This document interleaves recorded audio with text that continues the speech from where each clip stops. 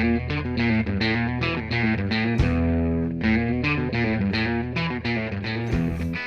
afternoon. Welcome back to Lowell Park. The Kettleers are back at home this afternoon against the Falmouth Commodores. Alongside Caleb Coffman, my name is Josh Rothstein, and Kettuit's coming off a 6-4 loss yesterday.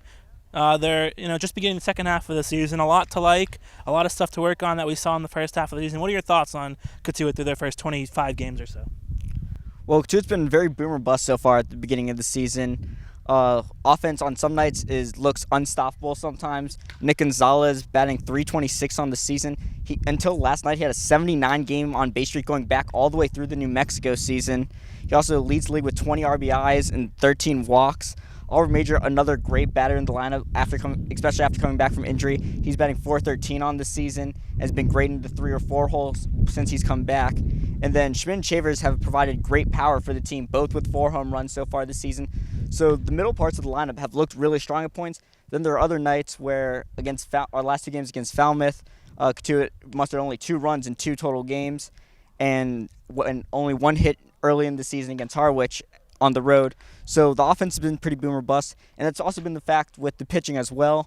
Pitching so far this season has been pretty inconsistent as well for the Kettleers. Sometimes pitching staff is on. Sean Sullivan has MLB quality stuff that he can pitch with, but he's been inconsistent going some games lights out performances. Others he's been so-so. And then also guys like Reed Johnson, who's been an absolute stud so far this season with a .81 ERA in 3 starts and 11 innings pitched.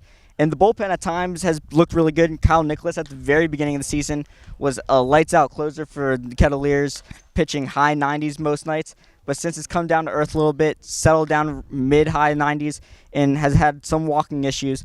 But overall, the pitching staff has been good on the season and just needs to get it consistent for the back end. I think as the Kettuit goes into the second half, they can be a strong contender out of the West and really make a push for the championship. All they need to do is get the batting and pitching to be more consistent, level all throughout. Some good games, some bad games doesn't help you. You need to be consistent all the way through. And if they get that, they are a true contender out of the West.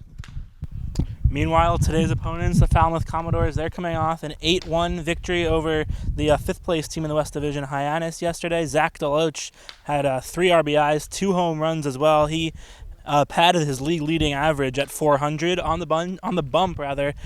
Sam Strickland, in his final Falmouth start, he had reached his innings limit, so he's no longer with the Commodores. Once again, through 6 solid innings, giving up just 1 run, as he did in the 4-1 victory over Kettuit last week.